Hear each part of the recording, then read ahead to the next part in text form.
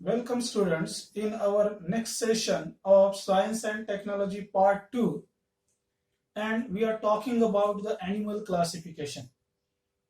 याच्या पूर्वीच्या काही भागांमध्ये जसं आपण सुरुवातीला animal classification म्हणजे काय, what are the advantages of animal classification, and then we are talking about the traditional way of classification, and last time we had discussed about the new criteria for the animal classification. जसं की आपण याच्या पूर्वीच्या तासांमध्ये शिकलो होतो की kingdom Animalia is sub divided into two sub kingdoms, ज्याला आपण नॉन कॉर्डेट्स आणि कॉर्डेट्स असं म्हटलं होतं.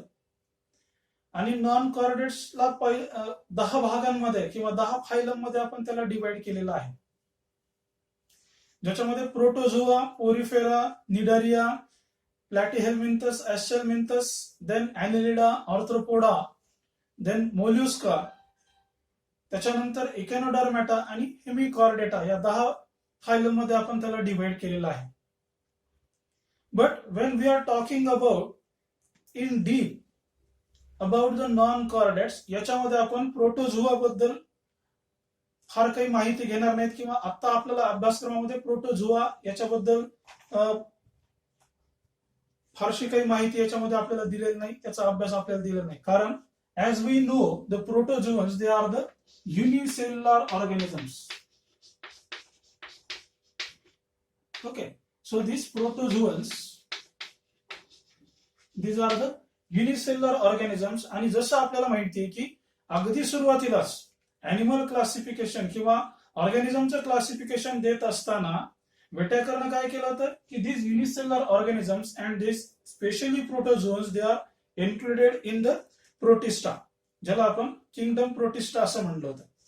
So here we are not talking about this protozoans, we are directly study or go towards the multicellular organisms. आणि मग जसं आपण पाहिलं की मल्टीसेल्युलर ऑर्गॅनिझम्स मध्ये किंगडम ॲनिमेलिया हा एक महत्वाचा ग्रुप किंवा घटक त्याच्यामध्ये वेटेकरने दिलेला होता. So this is the first multicellularity which we observe. कोणाच्या स्वरूपाने आपण पाहतोय in the way of poriferans or sponges. त्याच्यामुळे याच्यामधला पहिला जो गट आपण पाहणार आहोत that is called as a poriferans.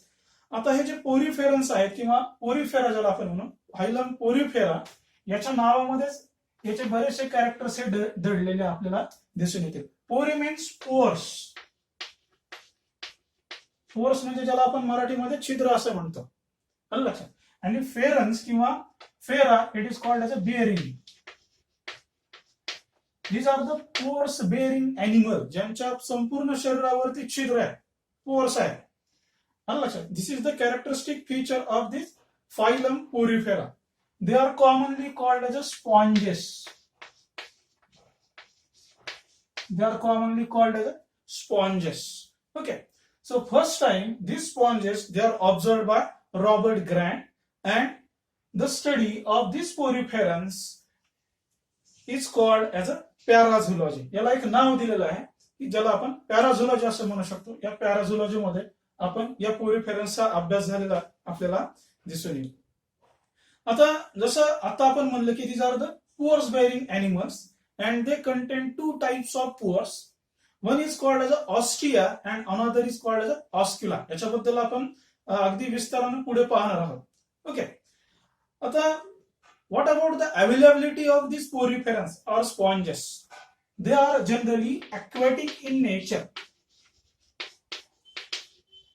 आता aquatic म्हणजे काय की जे पाण्यात सापडणारे आहे, and specially most of them they are found in marine water and some are fresh water dwellers. Fresh water dwellers म्हणजे काय की अगदी गोड्या पाण्यामध्ये. मराईन वॉटर म्हणजे काय, खाऱ्या पाण्यामध्ये आढळणारे. आणि गोड्या पाण्यात आढळणाऱ्यांची संख्या खूप कमी आहे याच्या तुलनेमध्ये जर आपण पाहिली मराईन वॉटरमध्ये सापडणाऱ्या पोरिफेरन्सच्या तुलनेमध्ये. Specially bath sponges, they are found in the fresh water and they are called as a fresh water dwellers. Okay. आता याच्यामधला दुसरा जो मुद्दा आपल्याला पाहायचा आहे तो म्हणजे जसं आता आपण म्हणलं की these are the multicellular organisms and these protozoans, they are the unicellular organisms. And when we compare these two, multicellular organism मध्ये आपल्याला काय पाहायला मिळेल की प्रत्येक सेलला काम विभागून दिलं आहे, which we called as a division of labour. त्याला आपल्याला काय म्हणता येईल, division of labour. When we are talking about the unicellular organisms, all the functions they are performed by the single cell. But when we are talking about the multicellular organism, division of labor is there. प्रत्येकाला विशिष्ट कामं वाटून दिलेली आहेत, त्याच्यामुळे त्याची efficiency सुद्धा वाढलेली आपल्याला दिसून येते. लक्षात, जसं आपण पाहतो की आपल्या वर्गामध्ये सुद्धा वेगवेगळे कामं वेगवेगळ्या मुलांना विभागून दिलेले असतात, आहे की नाही. जसं आपण पाहतो बोलोपासक मंडळ प्रमुख, कलोपासक मंडळ प्रमुख, विज्ञान मंडळ प्रमुख वगैरे वगैरे. आलं लक्षात की हे सगळं कशामुळे दिलेलं आहे, that is because of the division of labour. म्हणजे जसं काम वाटून दिलं जाईल त्याप्रमाणे त्याची इफिशियन्सी वाढलेली आपल्याला दिसते. परंतु when we are talking about the sponges or poriferans, हे अगदीच प्रिमिटिव्ह किंवा प्राथमिक स्वरूपात असलेलं आपल्याला दिसून येईल. आता दुसरी एक गोष्ट ज्या आपण याच्यामध्ये पाहू शकतो किंवा आपण जशी पाहिलेली आहे की when we are talking about the criteria for classification, आणि त्याच्यामध्ये आपण ग्रेड्स ऑफ ऑर्गनायझेशन हा एक भाग पाहिला होता. हे ग्रेड्स ऑफ ऑर्गनायझेशन पाहत असताना आपण पाहिलं होतं की this includes the cellular grade of organization. Cellular grade of organization म्हणजे काय की फक्त काही सेल्स या एकत्र आलेल्या आहेत. लक्षात, these are loosely packed, there is no formation of tissue. म्हणजे जरी सेल एकत्र आल्या असल्या तरी कुठल्याही प्रकारच्या टिश्यू तिथं फॉर्म झालेल्या नाहीये. So it is a very primary or it is a simplest body plan. आलं लक्षात की ज्याच्यामध्ये नो सेल्स, नो टिश्यूज, आणि मग टिश्यू नसल्यामुळे काय होईल की त्याच्यामध्ये कुठल्याही प्रकारचं ऑर्गन फॉर्म झालेले आपल्याला दिसून येणार नाही. ओके, आता याच्यानंतर दुसरा जो मुद्दा आपण इथं पाहणार आहोत त्याच्यामध्ये आपल्याला काय सांगता येईल की व्हॉट अबाउट द सिमेट्री, ज्याला आपण बॉडी सिमेट्री असं म्हणूया.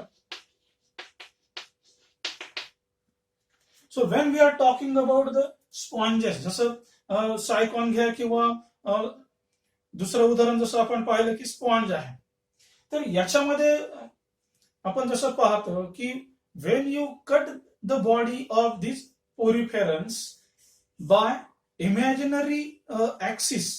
लक्षात, एखादा इमॅजिनरी ऍक्सिस आपण कन्सिडर केला आणि त्याची बॉडी आपण दोन भागामध्ये डिवाइड करायचं जर आपण ठरलं, तर हे तयार होणारे जे दोन भाग जे आहेत they are not exactly similar to each other. म्हणजे जे दोन्ही भाग सारखे नसणार आहेत, दे आर असिमेट्रिक. आणि त्याच्यामुळे आपल्याला असं म्हणता येईल की body symmetry which we observe in case of poriferans किंवा स्पॉन्जेस, इट इज असिमेट्रिक. ही कशा स्वरूपाची आहे, that is a asymmetric type of body symmetry which we observed in case of these sponges or poriferans. आता दुसरी गोष्ट जी याच्यामध्ये महत्वाची आहे, when we are talking about the germ layers, how many germ layers we will observe in case of these poriferans. Generally these poriferans are the sponges, they are diploblastic, they are diploblastic animals. Okay, आता diploblastic म्हणजे काय, the name itself indicates, di means two types of germ layers they are present. आणि आपल्याला माहिती आहे की when we are talking about the germ layers, there are 3 types of germ layers, ectoderm, endoderm and mesoderm. Ectoderm which is outer most, endoderm that is a inner most, आणि या दोघांच्या मध्ये जे आहे that is called as a mesoderm layer. परंतु याच्यामध्ये जसं आपण पाहतो की we will observe only 2, that is ectoderm and endoderm. दोनच प्रकारच्या लेयर्स याच्यामध्ये आपल्याला आढळून येतील. There is a no mesoderm. याच्यामध्ये मेसोडर्म ही जी लेयर आहे which is present in between the endoderm and ectoderm which is absent. Okay, आणि आपल्याला माहिती की जर मेसोडर्म नसेल तर there is a no coelom, there is a no coelom, की कुठल्याही प्रकारची बॉडी कॅव्हिटी आपल्याला याच्यामध्ये आढळून येणार नाही. ओके, आता ही जी आउटर लेअर आहे which we called as a ectoderm, it is also called as a pinacoderm, and this endoderm or which is a innermost layer, it is called as a choanoderm. आता ही choanoderm किंवा अगदीच आतमधली which we called as innermost layer जी आहे सेल्सची, okay, किंवा ही जी कॉइनोडर्म आहे, it is also called as a collar cells. These are the flagellated cells and which involved in the process of digestion. पुस्तकामध्ये याचा उल्लेख आपल्याला झालेला आढळून येतो की most of the animals have special types of cells and this cells they are called as a collar cells. Okay, आता दुसरी गोष्ट आपल्याला याच्यामध्ये पाहायची आहे की मगाशी जसं आपण एक उल्लेख केला होता की these are the pores bearing animal. Okay, when we are talking about the pores, there are two types of pores which we observe on the body of these poriferans. आता मी त्याचा एक थोडक्यामध्ये स्ट्रक्चर इथं काढतोय की okay, so this is a body of the sponges आणि याच्या पूर्ण बॉडीवरती अशा प्रकारचे छिद्र आपल्याला दिसून येते. मगाशी जसं आपण पाहिलं होतं की these are the pores bearing animals and there is a one big hole here. Okay, आता हे जे छोटे छोटे पोअर्स आहेत, छिद्र, they are called as a ostia, and this big hole, it is called as a osculum. So as they are the aquatic animals, the water come from the outside and it will enter in the body with the help of this ostia, and that will come out from the osculum. लक्षात घ्या की बाहेरचं जे पाणी आहे ते सगळं कुठे जमा होईल, इनसाइड द बॉडी. जसं आपण पाहतो की when we are talking about the sponge, लक्षात, किंवा ज्याला आपण स्पॉन्ज असं म्हणतो, की पाण्यामध्ये ठेवल्याबरोबर काय होतं की सगळं पाणी त्या स्पंज मध्ये ऍब्सॉर्ब केलं जातं. Similarly the water that will come inside the body and that will be come out with the help of this osculum. So this is a function. आता बाहेरून आतमध्ये आलेलं जे पाणी आहे आणि आतमधून बाहेर पडणारं जे पाणी आहे ह्याच्यामध्ये याच्यासाठी एक विशिष्ट सिस्टीम याच्या इंटरनल किंवा शरीरामध्ये डेव्हलप झालेली आहे. It is called as a canal system. Okay, this is called as a canal system. एक गोष्ट मात्र याच्यामध्ये आपण आवर्जून लक्षात ठेवायची आहे की this canal system is different than the vascular system. Vascular system जी आपण पाहतो ही वॉटर व्हॅस्क्युलर सिस्टीम असेल किंवा फूड साठी डेव्हलप झालेली जी सिस्टीम असेल, ही सिस्टीम आणि ही कॅनॉल सिस्टीम ह्या एकदम वेगळ्या आल्या. आता what is the importance of this pores actually, तर जसं आपण पाहतो की Wien the water come inside the body, आता हे वॉटर आतमध्ये शिरत असताना याच्यासोबत काय होईल की some nutrients they will enter inside the body of this sponges. Okay, म्हणजे न्यूट्रिएंट्स याला प्रोव्हाइड केले जातील वॉटर बरोबर. Along with that oxygen is also supplied. Okay, आणि मग जसं आपण पाहतो की मेटाबॉलिक ऍक्टिव्हिटीज मध्ये हे न्यूट्रिएंट्स वापरले जातील and whatever the by products it will excrete out from this osculum. Okay, similarly in respiration process, मगाशी जसं ऑक्सिजन आतमध्ये घेतला होता, कार्बन डायऑक्साईड जो तयार झाला हाही बाहेर कुठून टाकला जाईल, ऑस्क्युलमच्या सहाय्याने. म्हणजे याच्यामध्ये जसं आपल्याला म्हणता येईल की न्यूट्रिशन ही प्रोसेस याच्या सहाय्याने होईल, रेस्पिरेशन ही प्रोसेस होईल, एक्सक्रिशन ही प्रोसेस होईल. So these pores they are very important in case of these sponges. Okay, आता दुसरी एक महत्वाची जी गोष्ट याच्यामध्ये आपल्याला पाहायची that is about the skeletal system, ज्याला आपण स्केलेटन असं म्हणतो. आता याच्यामध्ये आपल्याला माहिती आहे की दोन प्रकारचे स्केलेटन आपल्याला ऑब्झर्व याच्यामध्ये होणार आहे. तर हे दोन प्रकार कुठले की first is called as a spicules. Okay, आणि दुसरा जो प्रकार याच्यामध्ये आहे that is called as a spongin fibre.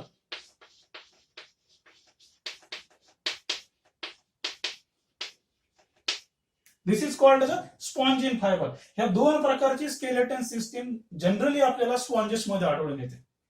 आता हे स्पाइक्युल्स जे आहे, आता स्पाइक्स म्हणजे काय, काटेरी. तर हे जे स्पाइक्युल्स जे आहे हे दोन प्रकारचे आपल्याला पाहायला मिळतील. One is made up of calcium carbonate and another is made up of silica. तर हे कॅल्शियम कार्बोनेट पासून तयार झालेले जर हे स्पाइक्युल्स असतील, they are called as a calcareous. They are called as a calcareous spicules, and when they are made up of silica they are called as siliceous. Siliceous types of spicules. अशा दोन प्रकारचे spikes किंवा स्पाइक्युलर system आपल्याला याच्यामध्ये sponges मध्ये पाहायला मिळेल. मग आता याचा खरा उपयोग काय आहे? हे स्पाइक जे आहे actually they are use for the protection purpose and it will give the rigidity. दुसरी महत्वाची गोष्ट आपण काय याच्यामध्ये पाहू शकतो की these animals are always attach to some substratum. There is no locomotion आणि हेच they are called as or they are referred as a sedimentary animal, की हे कुठेतरी स्थिर आहे. They are not moving, they are not locomotory, एका जागेवर दुसऱ्या ठिकाणी जाणारे नाहीये. लक्षात, कुठल्या तरी एका सबस्ट्रॅटमला अटॅच होऊन बसले आणि त्याच्यासाठी जनरली जी गोष्ट वापरली जाणार आहे either it is they are called as a spicules or it is called as a spongin fibers. So this is the importance of this spicule system which we called as a skeleton system. Okay, आता याच्यामध्ये शेवटचा जो भाग आपल्याला पाहायचा आहे that is regarding with the reproduction. या specially poriferans बद्दल जर आपण बोललो तर आपल्याला एक गोष्ट असं लक्षात येईल की these animals they are called as a hermaphrodites. Hermaphrodite म्हणजे काय की both the sex organs they are present in the same animal. They are having male as well as the female reproductive system. Okay, परंतु याच्यामध्ये एक गोष्ट आपल्याला आवर्जून लक्षात ठेवायची की it can reproduce by asexual as well as sexual means. आता असेक्शुअली जेव्हा ह्याला रिप्रोड्यूस व्हायचंय it will prefer either budding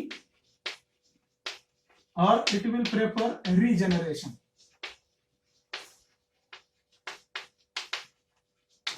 okay, ह्या दोन पद्धतीने याच्यामध्ये आपल्याला रिप्रोडक्शन झालेलं आढळून येईल असेक्शुअली.